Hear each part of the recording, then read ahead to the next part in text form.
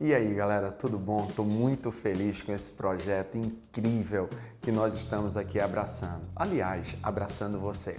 O nosso primeiro tópico será exatamente números e operações. Não dá para começar a entender matemática sem entender primeiro o que é um número. Afinal de contas, tudo, para onde nós olhamos, eles estão presentes. Seja numa senha de um banco, seja numa ligação para uma namorada, um namorado, para aquele gatinho, seja uma tabuada, seja um par ou ímpar, ou seja, ele sempre está presente. E aí a gente tem que entender o seguinte: de onde ele surgiu? Como é que ele apareceu? Claro, você vai dizer assim, por uma necessidade humana. Sim, mas a história, alguns relatos da história dizem que o primeiro momento, a primeira ocasião que a gente se depara com um processo de contagem é exatamente na época das cavernas. Tá? O pessoal pegava lá o seu ursinho, marcava exatamente o número de animais abatidos numa caça, por exemplo. Esse é o primeiro processo. Mas a gente também tem que entender que ao longo do tempo, isso foi sofisticando-se cada vez mais pela necessidade humana. Imagina você aquele pastorzinho, né, arrumadinho, com sua bengalinha, aquele barbudinho lindo, né, fofinho, coloca as suas ovelhas num pasto. Imagina que no final do dia ele vai recolher suas ovelhas e como é que ele sabe se aquele lobo mau não veio e pegou uma delas? Esse é um exemplo clássico, porque a partir daí o homem fez o quê? Uma ovelha é uma pedrinha. Olha o processo de contagem. Quantas pedrinhas ele tivesse na sua mão, seria exatamente o número de ovelhinhas que ele teria levado para o pasto. Mesmo porque, convenhamos, não tinha papel, lápis, caneta, calculadora, notebook, app, nada disso. E aí surgiu um outro problema. E se o número de ovelhas fosse muito grande? Como é que a gente faria? É aí que surge, no momento, a ideia de agrupamento, que posteriormente, grava isso, que posteriormente deu ideia ao surgimento dos conjuntos. É uma coisa incrível poder trabalhar com a matemática, porque está claro que quando a gente está falando historicamente dos números, a gente, na verdade, está trazendo para o nosso cotidiano a necessidade dela, como se faz presente, na verdade. Então agora a gente vem caminhando e diz assim: sim, Darlan, mas a gente parou naquela história que teve que agrupar, que surgiu o conjunto. Verdade. Imagina a ideia que eles tiveram. Uma ovelhinha, ela é representada por uma pedra branca.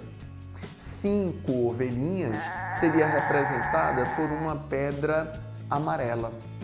10 ovelhinhas por uma pedra preta. Isso quer dizer que uma pedra preta seriam 10 pedrinhas brancas ou ainda 2 pedrinhas amarelas. Entende a necessidade do método de contagem? Um pouco mais à frente também era muito comum a gente pegar uma corda e dar nós. Só que esse processo ele era mais comum, ele era mais utilizado quando a gente estava trabalhando com distância, quando a gente estava trabalhando com tempo. Também a gente não pode esquecer que o Papai do Céu ele é generoso demais, porque o nosso próprio corpo humano, ele facilita assim, ele tem instrumentos que te ajudam com os cálculos. Por exemplo, os dedinhos das mãos e, por que não, os dedinhos dos pés. Lembra da tabuada? Alguns usavam até os dentes, a linguazinha contando os dentes. Mas é isso. Agora, a gente tem que entender de verdade que tudo isso que a gente vive hoje, o nosso sistema numérico, que é a base decimal, ele surge a partir do momento que os maias introduzem o zero. Porque a partir do zero, a gente começou a ter a necessidade, digamos assim, na representação dos números, a gente começou a ter um processo chamado processo multiplicativo. E você aí deve estar perguntando: o que é o processo multiplicativo? Isso é muito importante, gente. O processo multiplicativo, na verdade, é você imaginar um número.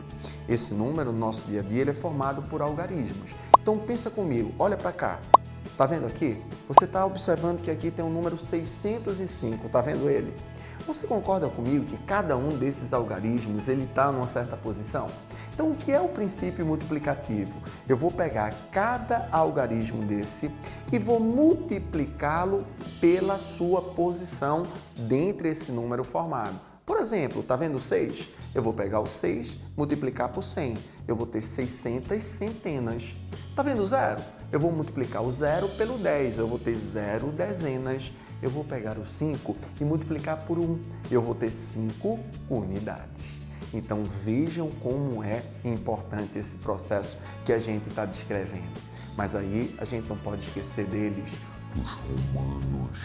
Passaram a representar esses números através de letras. Por exemplo, o I seria o 1, o V seria o 5, o X seria o 10, o C seria o 100, o L seria 50, não é? O D de Darlan, o D de Darlan, o 500. E como não falar do M, 1000, você é 1000. Depois de passarmos pelos romanos, nós chegamos finalmente no sistema indo-arábico, né? Que é o sistema que nós utilizamos hoje. Acaba com essa conversa dos símbolos, dos tracinhos, das pedrinhas, dos agrupamentos. A partir daí, percebe-se que com 10 algarismos, 0, 1, 2, 3, 4, 5, 6, 7, 8, 9, 10 algarismos, você pode representar exatamente todo e qualquer número. Então, agora calma, vamos agora retornar ao início. Tu lembra que pela necessidade humana, quando tinham muitas ovelhinhas, o que é que eles fizeram? Agrupamento. E a partir desse agrupamento deu a ideia de quê? De conjuntos. Então vem comigo que a partir de agora nós iremos trabalhar com os conjuntos dos números, os conjuntos numéricos. Simbora, gente!